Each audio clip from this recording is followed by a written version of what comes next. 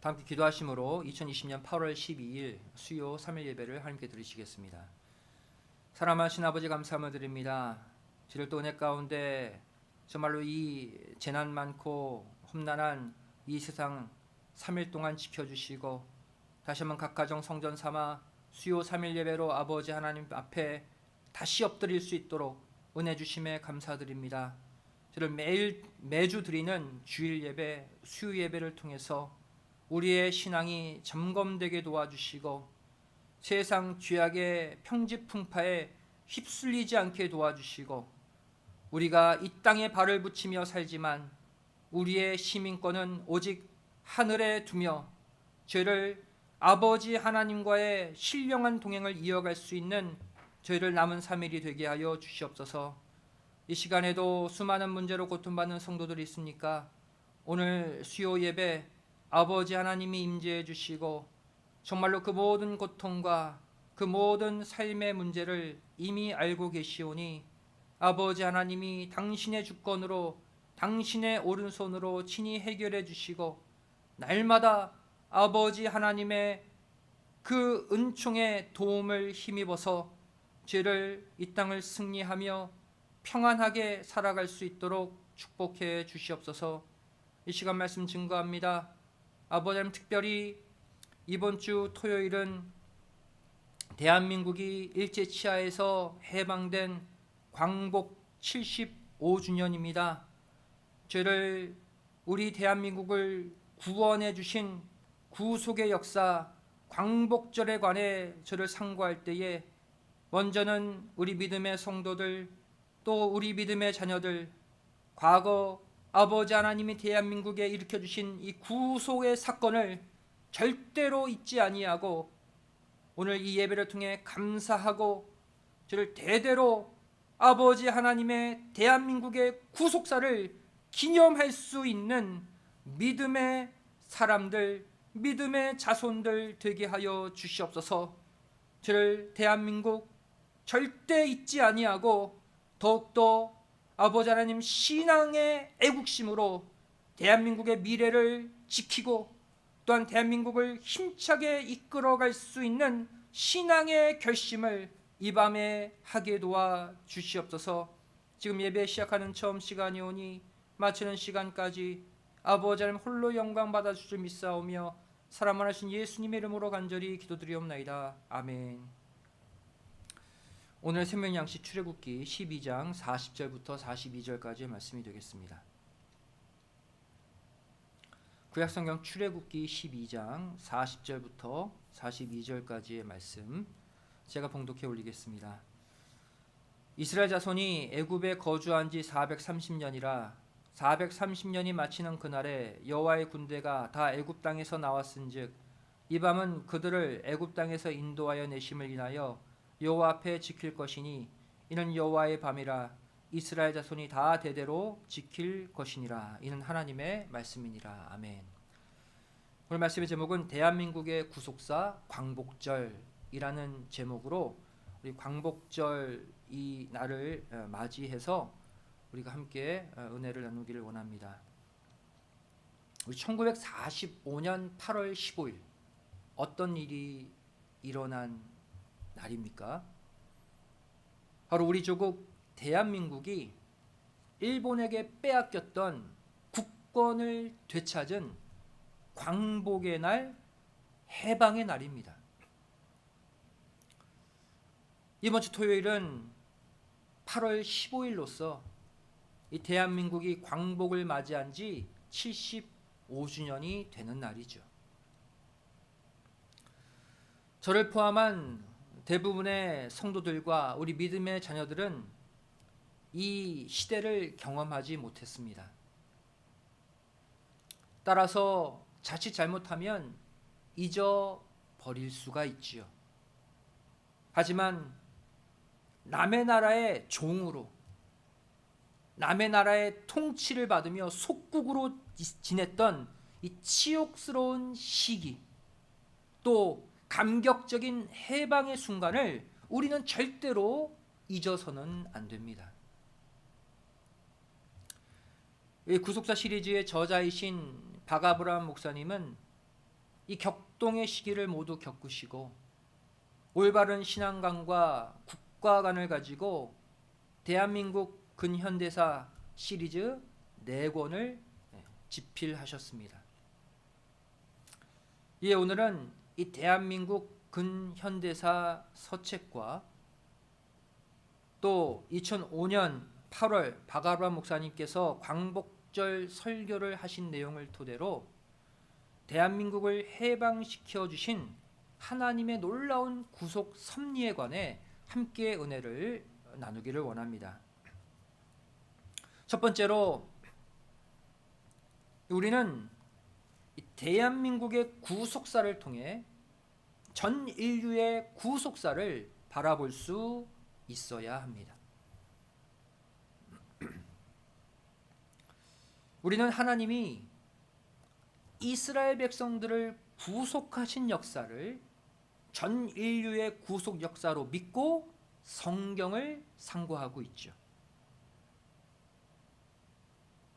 왜 그렇습니까? 이 신구약 성경은 표면적으로는 이스라엘의 역사이지만 이면적으로는 온 인류의 구원 역사를 압축하여 담아두고 있기 때문입니다. 어떤 사람들은 성경을 거부하면서 이스라엘 역사 아니냐고, 이스라엘 역사, 우리나라 역사도 내가 관심이 없는데 남의 나라 역사 내가 왜 봐야 돼? 그러면서 성경을 거부해요. 이런 사람들은 이스라엘 역사가 하나님의 구속 역사, 우리의 구속 역사임을 모르기 때문에 하는 말이죠. 하지만 성경은 이렇게 말하고 있습니다. 로마서 2장 28절 29절 말씀 보시면 대저 표면적 유대인이 아니며 표면적 육신의 할례가 아니라 오직 이면적 유대인이며 할례는 마음에 할지니 신령에 있고 의문에 있지 아니한 것이라 그랬어요. 무슨 말입니까? 표면적 혈통적 유대인들의 역사를 통해서 이면적 유대인인 우리 각자의 구속 역사를 볼 수 있어야 된다는 거예요.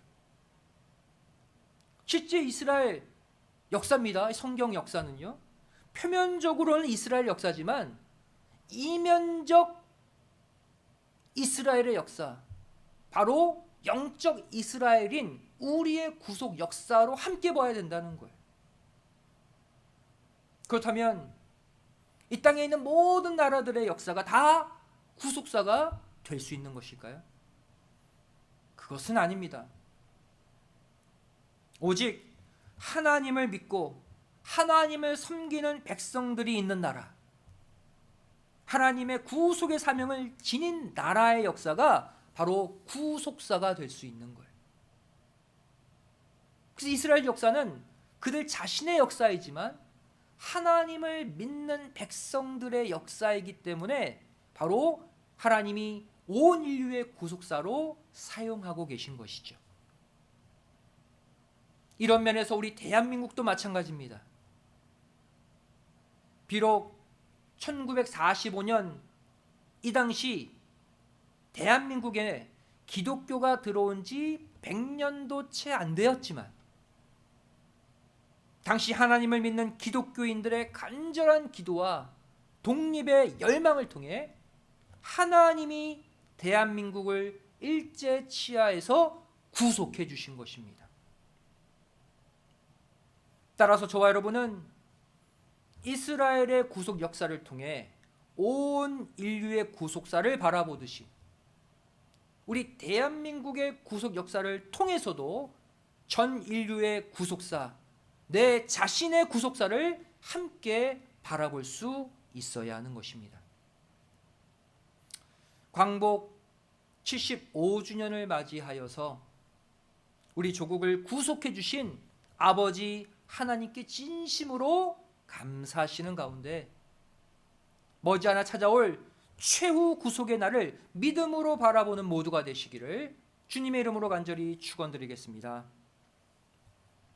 두 번째로, 이 대한민국의 광복절은 이스라엘 역사의 유월절에 해당합니다. 주전 1446년 하나님이 주신 종교력 달력 1월 14일에서 15일로 넘어가는 그 밤, 이스라엘 백성들은 하나님의 마지막 10번째 재앙인 장자 재앙을 통해 애굽의 항복을 받아내고 하나님의 군사로 당당히 애굽을 빠져나왔습니다. 이것이 바로 이스라엘 역사 가운데 아주 중요한 역사, 출애굽의 역사죠. 오늘 본문 출애굽기 12장 40절 41절 말씀 보시면 이스라엘 자손이 애굽에 거주한 지 430년이라 430년이 마치는 그날에 여호와의 군대가 다 애굽 땅에서 나왔은즉 그랬어요. 430년 애굽에 거주하고 400년간 애굽의 종으로 살면서 이들은 종살이를 했어요.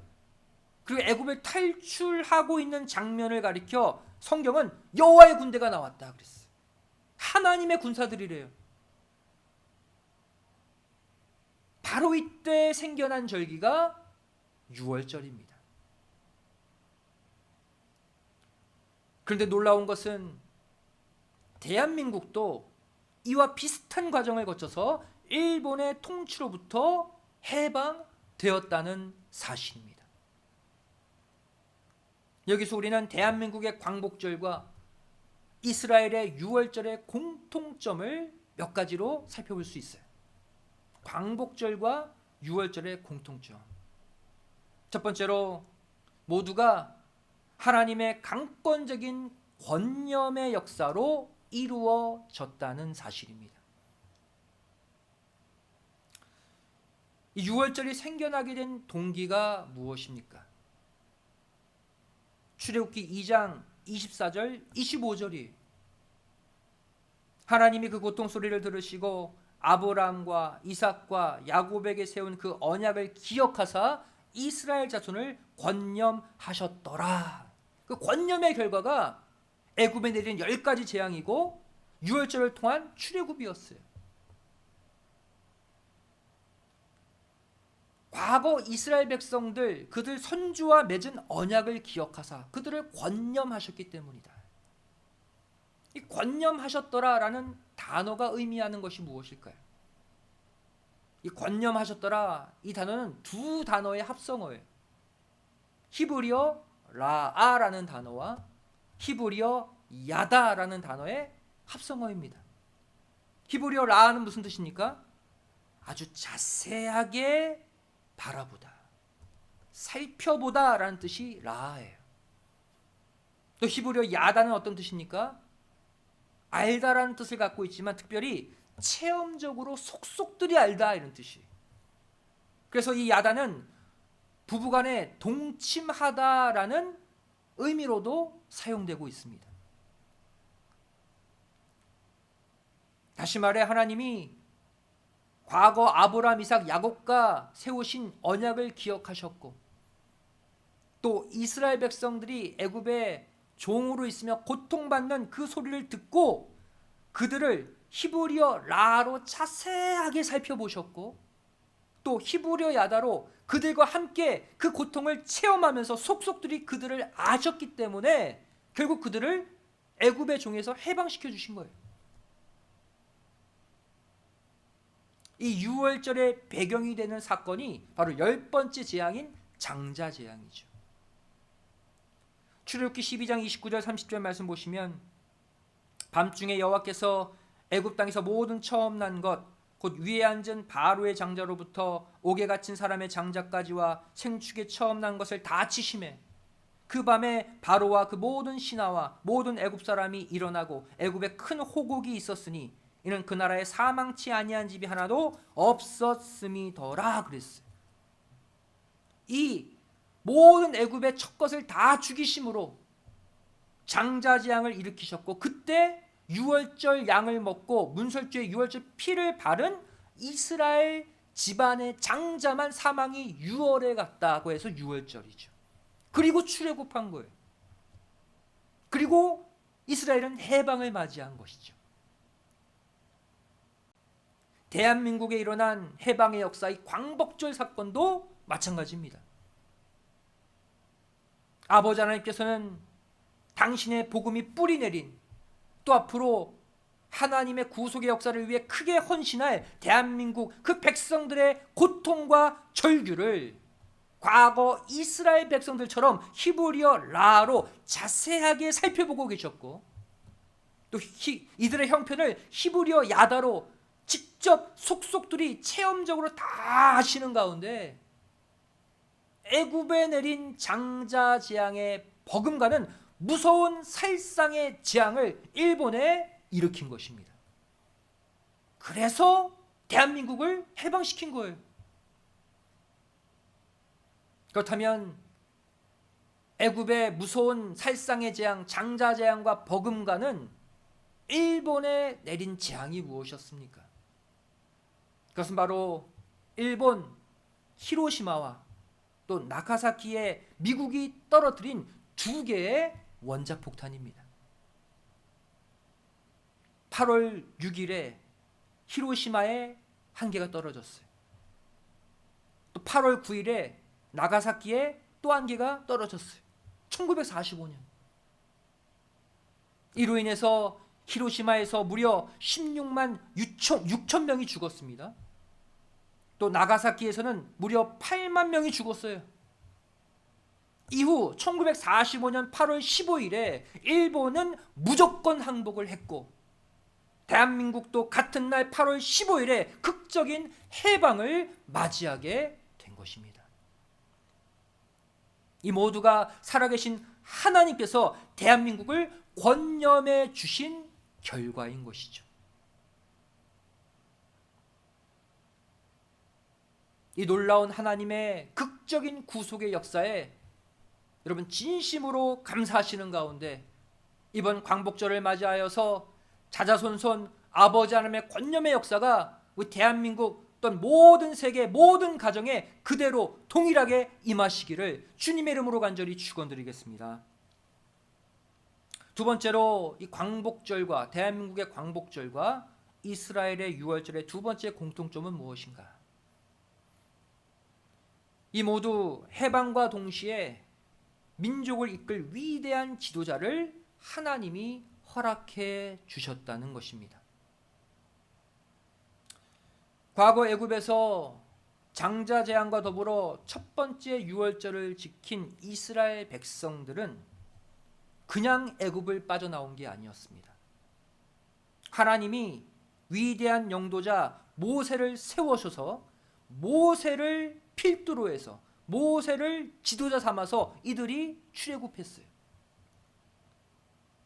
그리고 하나님은 이 모세를 통해서 앞으로의 일들을 일일이 지시하셨고, 결국 모세의 헌신을 통해 이스라엘 백성들은 젖과 꿀이 흐르는 가나안 땅에 입성하게 되었습니다. 대한민국도 마찬가지입니다. 2차 세계대전 가운데 일본이 이 연합군에게 갑자기 항복하면서 동일하게 갑자기 해방을 맞이하게 된 대한민국은 일본 통치 그 치하 때보다 더 큰 사회적 혼란과 무질서에 휩싸이게 되었습니다. 갑작스럽게 해방을 맞이했으니 지도자도 없고 정부도 없고 아무런 통제기관이 없는 가운데 그냥 혼란만 가중됐어요. 한마디로 말해 혼란 속의 대한민국을 올바로 이끌어 나갈 지도자가 필요했던 것이죠. 결국 1948년 5월 10일 남한 내 단독 총선거를 통해서 이승만 박사가 초대 대통령으로 선출되었고, 하나님은 그를 통해 황폐한 대한민국을 빠른 속도로 일으켜 세우셨습니다. 이승만은 본래 기독교인이 아니었습니다.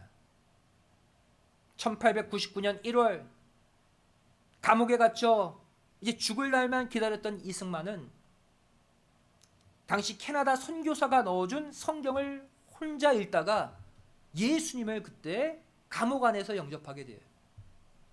그리고 이후에 1905년 정식으로 세례를 받고 기독교인이 되었습니다. 이렇게 하나님을 만나 다시 태어난 이승만을 하나님은 해방 후 대한민국의 초대 대통령이 되게 하셨고, 그를 통해서 대한민국의 독립과 단독 정부 수립을 이루게 하셨습니다. 가만히 보면 이스라엘의 구속사와 대한민국의 구속사 비슷한 점이 너무나도 많아요. 세 번째로 광복절과 유월절의 세 번째 공통점이 무엇입니까? 두 날 모두 우리가 잊지 말고 영원히 기억해야 할 절기라는 것입니다. 유월절의 규례가 무엇입니까? 출애굽기 12장 14절 말씀 보시면 너희는 이날을 기념하여 여호와의 절기를 삼아 영원한 규례로 대대 지킬지니라 명령하셨어요. 과거 애굽의 종으로 있다가 애굽의 그 종살이에서 해방된 그날을 영원히 자손 대대로 지키라고 못을 박으셨어요. 출애굽기 12장 17절 말씀 또 보시면 너희는 무교절을 지키라. 이날에 내가 너희 군대를 애굽 땅에서 인도하여 내었음이니라. 그러므로 너희가 영원한 규례를 삼아 이날을 대대로 지킬지니라. 반복하고 있죠. 영원한 규례다. 자손 대대로 지키라. 절대 까먹지 말라 이거예요. 이스라엘 백성들은 이러한 하나님의 명령을 따라 지금까지도 이 유월절을 지키면서 과거 애굽에서 구속하신 하나님을 매년 기념하고 있습니다. 하나님의 절대 명령이에요. 대한민국을 구속하신 광복절도 마찬가지라는 것이죠.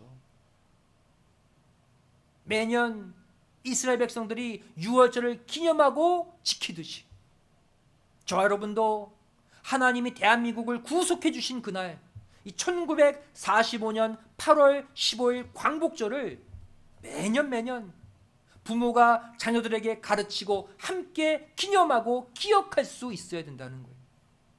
대대로 지켜야 된다는 거예요. 사랑하는 성도 여러분, 구속사의 진정한 주인공이 되려면 하나님이 구속해 주신 과거의 은총을 기억하고 기념할 수 있어야 됩니다. 과거의 하나님의 구속의 역사를 기념하고 기억하지 못한 자가 어떻게 하나님의 구속사의 중심에 설 수 있습니까? 이스라엘 백성들의 유월절, 이스라엘 백성들의 구속사를 자손 대대로 기념하고 기억하듯이 우리도 대한민국의 구속사 광복절을 대대로 기억하고 기념하고 하나님의 구속사로 인정해야 되는 거예요. 또 그 사실을 모른다면 신앙의 아비와 어른들에게 묻고 또 물을 수 있는 적극적인 자세가 있어야 된다는 것이죠. 하나님의 구속 역사의 핵심이 되는 구절이 무엇입니까? 바로 신명기 32장 7절 아닙니까? 옛날을 기억하라. 역대 연대를 생각하라. 내 아비에게 물으라. 그가 내게 설명할 것이요. 내 어른들에게 물으라. 그들이 내게 이르리라. 온 인류의 구속사뿐 아니라 대한민국의 근현대사, 그 구속사의 근간이 되는 구절이 신명기 32장 7절이에요. 반드시 그 옛날 기억하고 모르면 물으라는 거예요. 내 영적 뿌리인 성경의 구속사에 관해 모르면 묻고 또 물어서 반드시 답을 얻어야 된다는 거예요. 마찬가지로 내 육적 뿌리인 대한민국의 구속사도 내가 모르고 있다면 묻고 또 물어서 반드시 그 답을 얻어내고 기억하고 마음에 새겨야 된다는 거예요. 이것이 바로 대한민국 성도들이 감당해야 될 두 가지 사명입니다. 성경의 구속사도 기억하고 모르면 묻고, 대한민국의 구속사도 기억하고 모르면 물으라는 거예요.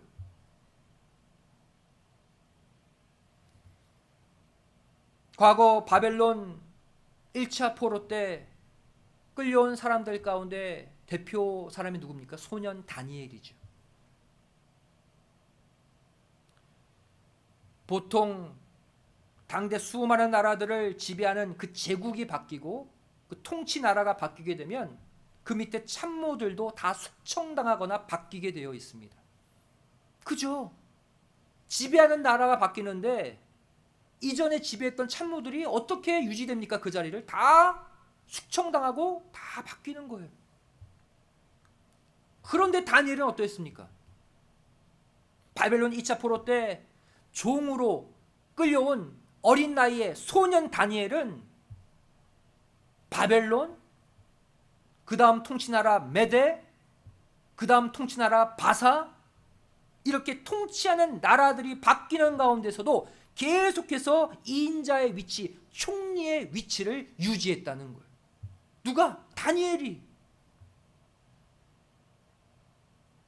놀라운 사실 아닙니까?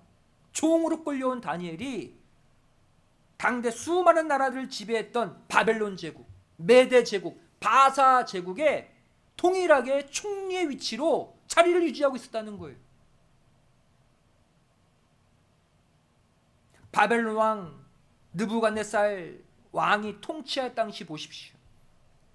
다니엘 2장 48절 49절 말씀 보시면 왕이 이에 다니엘을 높여 귀한 선물을 많이 주며 세워 바벨론 모든 박사의 어른을 삼았으며 왕이 또 다니엘의 청구대로 사드락과 메삭과 아벳느고를 세워 바벨론 도의 일을 다스리게 하였고 다니엘은 왕궁에 있었더라. 2인자 만들어줬대요.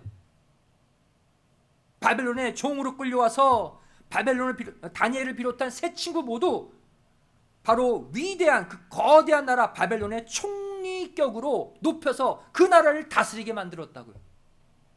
누가 하신 일입니까? 하나님이 하신 일이죠. 이뿐만이 아닙니다. 이제 바벨론 제국이 무너지고 메대가 잠시 그 땅들을 통치할 때가 왔어요. 이때 메대 왕 다리오가 통치할 그 당시에 다니엘은 어떠했습니까? 숙청당했어요? 아닙니다. 다니엘 5장 31절 말씀 보시면 메대 사람 다리오가 나라를 얻었을 때 다리오는 62세였더라. 또한 다니엘 6장 1절 2절 말씀 보시면 다리오가 자기의 시몬대로 방백 120명을 세워 전국을 통치하게 하고 또 그들 위에 총리 셋을 두었으니 다니엘이 그 중에 하나이라. 이는 방백들로 총리에게 자기의 직무를 보고하게 하여 왕에게 손해가 없게 하려 함이었더라 그랬어요. 메대 제국이 다리오가 바벨론을 무너뜨리고 왕이 됐는데 또 누구를? 또 다니엘을 총리로 세웠어요. 이뿐만이 아닙니다. 이번엔 메대 나라가 무너지고 바사 제국이 섰어요. 지역은 동일한데 주인만 바뀌는 거예요. 바사 왕 고레스가 통치할 때 다니엘은 어땠습니까? 다니엘 6장 28절 말씀 보시면 이 다니엘이 다리오 왕의 시대와 바사 사람 고레스 왕의 시대에 형통하였더라 그랬어요. 메대 왕 다리오 왕 시대와 그때 총리였잖아요. 바사 사람 고레스 왕 시대 그때도 동일하게 형통했다. 무슨 말이에요? 바사 왕 고레스 왕 시대 때도 높은 위치에 있었다는 거예요. 다스리는 위치에 있었다는 거예요. 또한 다니엘서 10장 1절 말씀 보시면 바사 왕 고레스 3년에 한 일이 벨드사살이라 이름한 다니엘에게 나타났는데 그 일이 참되니 곧 큰 전쟁에 관한 것이라 다니엘이 그 일을 분명히 알았고 그 이상을 깨달았느니라. 하나님이 주신 계시, 지혜를 받아서 바사왕 고레스 때도 높은 위치에서 하나님의 뜻을 이루며 살았다는 거예요. 그렇다면 이상한 일 아닙니까? 이렇게 이방 민족의 포로로 끌려온 소년, 어린 나이의 다니엘이 이방 나라의 흥망성쇠 가운데서도 수많은 제국들이 무너지고 새로운 왕이 통치하는 이 급박한 시대 가운데 어떻게 홀로 다스리는 위치, 그 총리의 위치를 계속 유지할 수 있었는가? 다른 이유가 없습니다.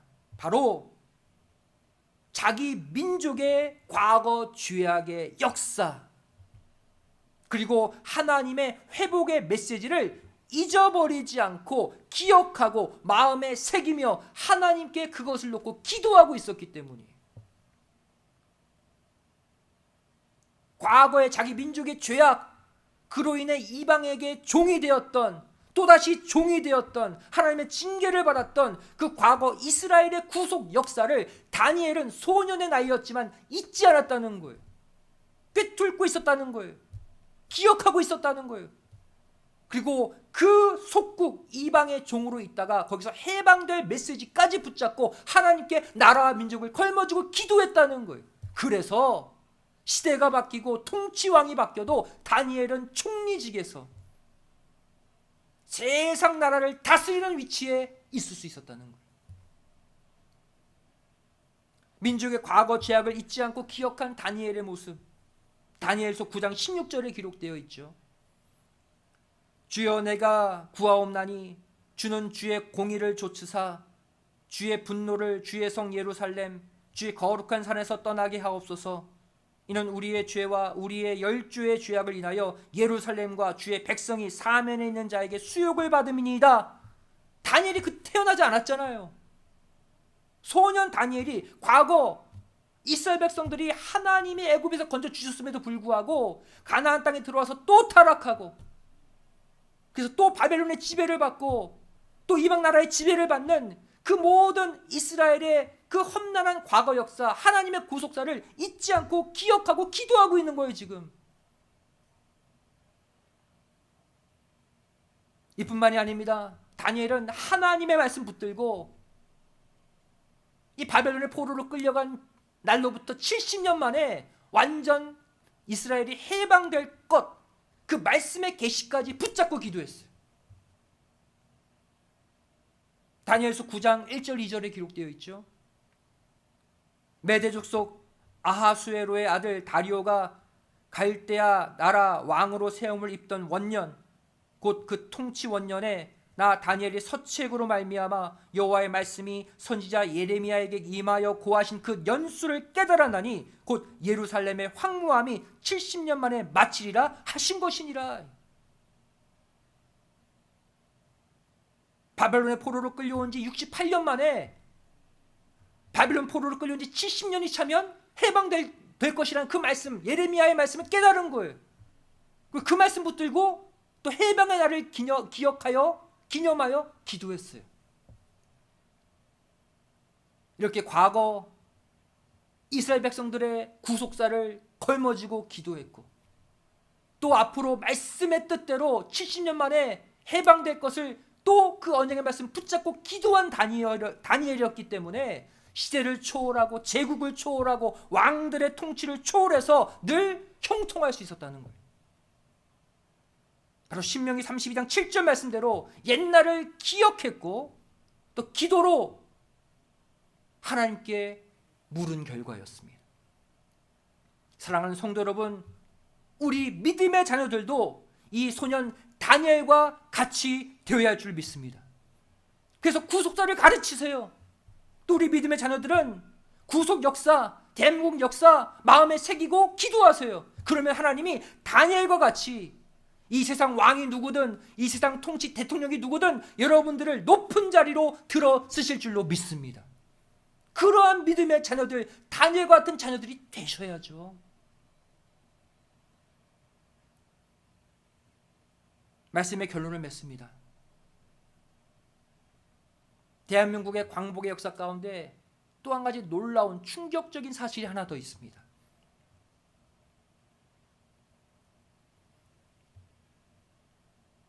대한민국이 극적으로 일제치하에서 해방된 이후에 나중에 일본의 지령 문서 가운데 이런 내용의 문서가 뒤늦게 발견됐어요. 그 내용이 무엇입니까? 1945년 8월 17일에 신사참배와 일본의 압제를 반대하는 애국지사 수만 명을 쥐도 새도 모르게 죽여라라는 일본의 밀서가 나중에 발견되었어요. 언제 이 일을 집행하라? 1945년 8월 17일.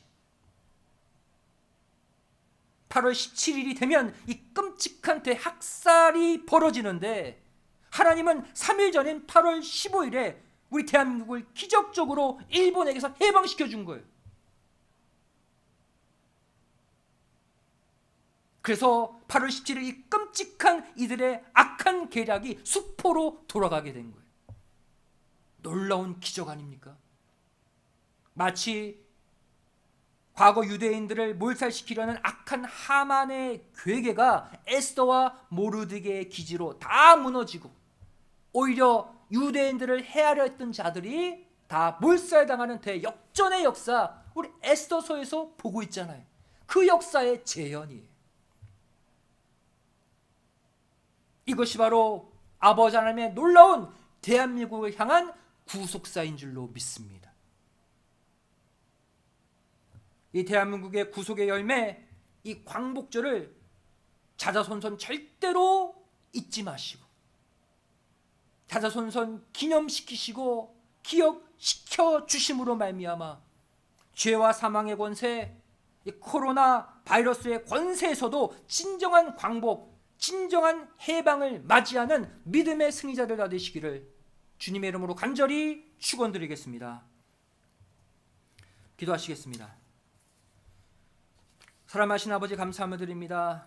75년 전 우리 대한민국 정말 일본의 압제와 일본의 그 강력한 통치 아래서 신앙 잃어버리고 믿음 잃어버리고 영원히 종으로 살 수밖에 없는 그 대한민국을 아버지 하나님 극적인 원자폭탄 2개로 해방시켜 주시고 아버지 하나님의 권념의 역사로 이렇게 구속사 복음, 십자가 복음을 위해 전 세계의 선교사를 파송시킬 수 있는 나라로 바꾸어 주심에 감사드립니다.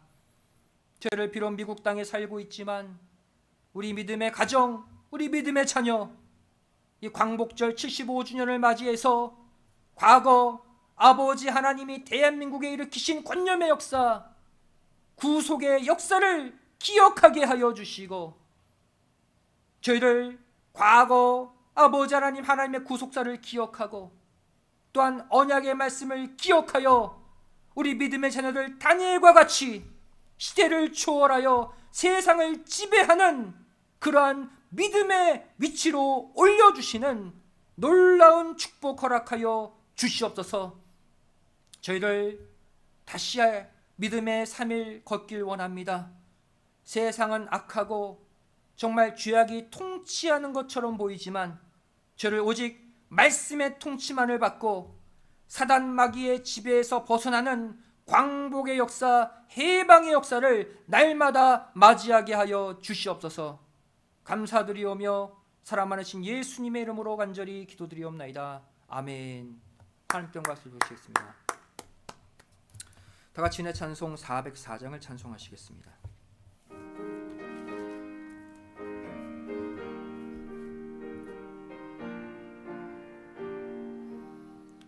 그 크신 하나님의 사랑 말로 다 형용 못하네. 저 높고 높은 별을 넘어 이 낮고 낮은 땅 위에 죄범한 영혼 구하려 그 아들 보내사 화목제로 삼으시고 죄 용서하셨네. 하나님 크신 사랑은 증량 다 못하며 영원히 변치 않는 사랑 성도여 찬양하세. 괴로운 시절 지나가고 땅 위에 영화쇠할 때 줄 믿지 않던 영혼들은 큰 소리 외쳐 울어도 주 믿는 성도들에게 큰 사랑 베푸사 우리의 죄 사했으니 그 은혜이까. 하나님 크신 사랑은 측량 다 못하며 영원히 변치 않는 사랑 성도여 찬양하세.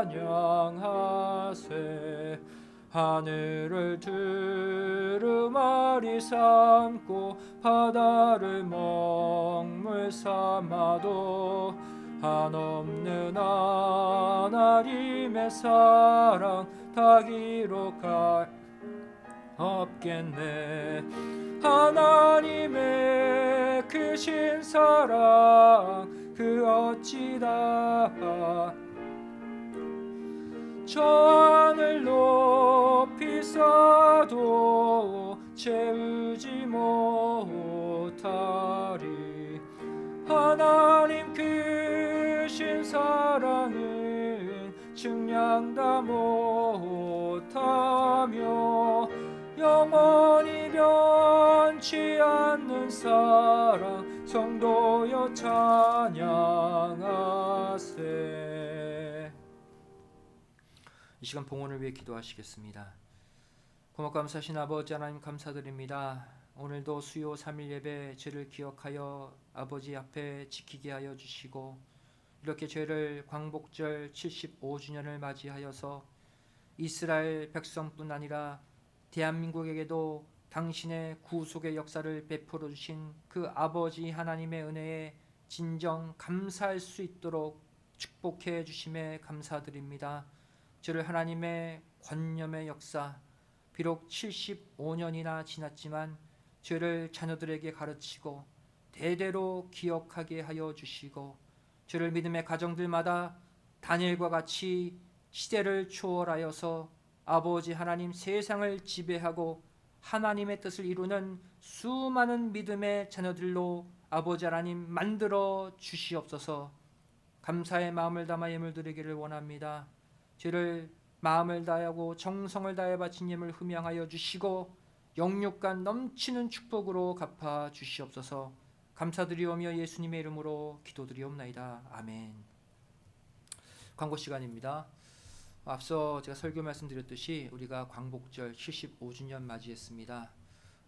우리가 성경의 여러 사건, 절기도 우리가 기억하고 구속사로 기념하여 바라보듯이 대한민국의 광복절도 구속사적 관점으로 바라보시고 자녀들과 또 함께 나누시고 대한민국 구원해 주신 은혜, 또 앞으로도 지켜주실 은혜에 감사할 수 있는 귀한 가정들이 되시기를 부탁을 드리겠습니다. 다 같이 일어나 1장 찬송 후 축도로 수요 예배를 마치겠습니다.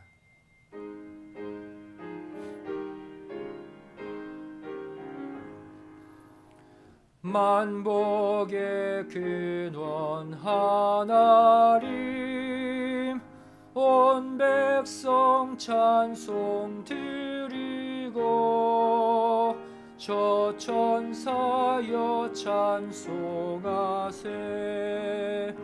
찬송 성부 성자 성령 아멘. 오늘도 하나님께 감사의 예물 11주 예물 들어갈 삶에 기도 제목 담아 바친 헌물들이 있습니다. 아버지 하나님 이 예물 기뻐 받아주시고 혹여나 물질의 문제로 건강의 문제로 직장 사업체의 문제 학교의 문제 또 여러 가지 믿음의 문제로 고통받는 성도들 아버지 하나님께서 부족한 것 채워주시고 다니엘과 같이 이 세상을 지배하고 하나님의 뜻을 성취하는 인물들 만들어 주시옵소서. 이제는 우리 주 예수 그리스도의 한없는 은혜와 아버지 하나님의 만극하신 사랑하심과 성령님의 감화 감동 내주 충만하심의 역사하심이 이곳에 머리 숙여 다니엘과 같이 과거 대한민국 이스라엘의 역사를 기억하고 또 하나님의 해방의 메시지 언약의 말씀을 기억하여 정말 자자손손 정말로 이 땅의 흥망성쇠와 상관없이 높은 자리에서 아버지의 뜻을 이루기를 소원하는 믿음의 성도들 머리 위에 귀한 가정과 직장 사업체 학교 교회 위에 이 나라 이 민족 위에 이제로부터 영원까지 함께 있을지어다. 아멘.